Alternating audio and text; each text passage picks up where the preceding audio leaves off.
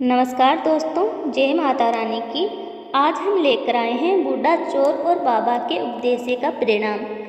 किसी नगर में एक बूढ़ा चोर रहता था। 16 वर्षीय उसका एक लड़का भी था। चोर जब ज़्यादा बूढ़ा हो गया तो अपने बेटे को चोरी की विधा सिखाने लगा। कुछ ही दिनों में वह लड़का चोरी विधा में प्रवीण हो गया। दोनों बाप बेटा आराम से जीवन व्यतीत करने लगे।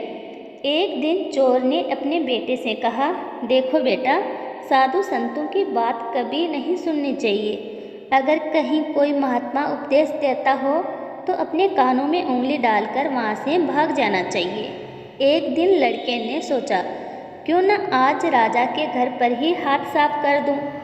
ऐसा सोचकर उधर ही चल पड़ा। थोड़ी दूर जाने के बाद उसने देखा कि रास्ते में बगल में कुछ लोग एकत्रित होकर खड़े हैं। उसने एक आते हुए व्यक्ति से पूछा, उस स्थान पर इतने लोग क्यों एकत्रित हुए हैं?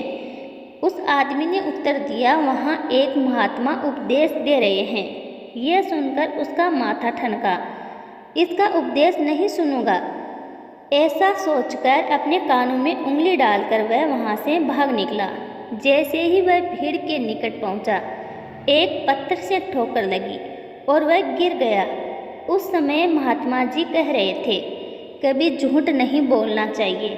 जिसका नमक खाया उसका कभी बुरा नहीं सोचना चाहिए।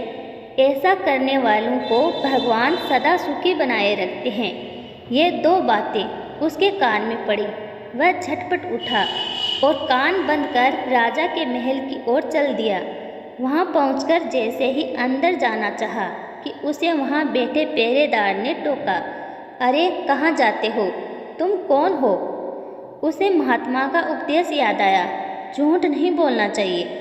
चोर ने सोचा, आज सच्ची बोलकर देखें। उसने उत्तर दिया, मैं चोर हूँ, चोरी करने जा रहा हूँ।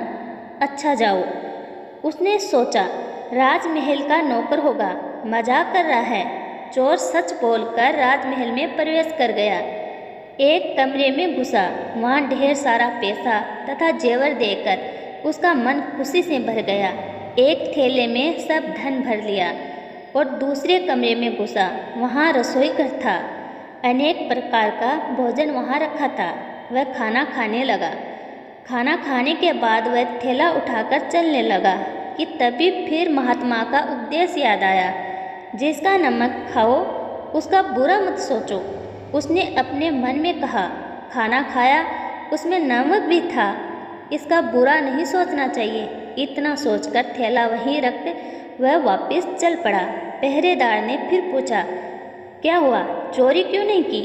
देखिए, जिसका नमक खाया है उसका बुरा नहीं सोचना चाहिए। मैंने राजा का नमक खाया है, इसलिए चोरी का माल नहीं लाया, वहीं रसोई घर में छोड़ आया। इतना कहकर वह वहाँ से चल पड़ा। उधर रसोई घर में काम करने वालों ने शोर मचाया, पकड़ो पकड़ो, चोर भागा जा रहा है। पहरेदार ने चोर को पकड़कर दरबार में उपस्थित किया। राजा के पूछने पर उसने बताया कि एक महात्मा के द्वारा दिए गए उपदेश के मुताबिक मैंने पहरेदार के पूछने पर अपने को चोर बताया, क्योंकि मैं चोरी करने आया था। आपका धन चुराया, लेकिन आपका खाना भी खाया जिसमें नमक मिला था, इसलिए आपके प्रति बुरा व्यवहार नहीं किया और धन छोड़कर भागा।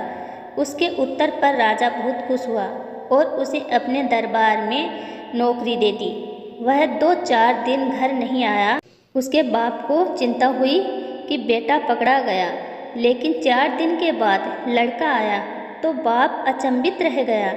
अपने बेटे को अच्छे वस्त्रों में देखकर लड़का बोला, बापूजी, आप तो कहते थे कि किसी साधु संत की बात मत सुनो, लेकिन मैंने एक महात्मा की बात सुनी और उसी मुताबिक काम किया, तो देखिए सच्चाई का फल, मुझे राजमहल में अच्छी नौकरी मिल गई।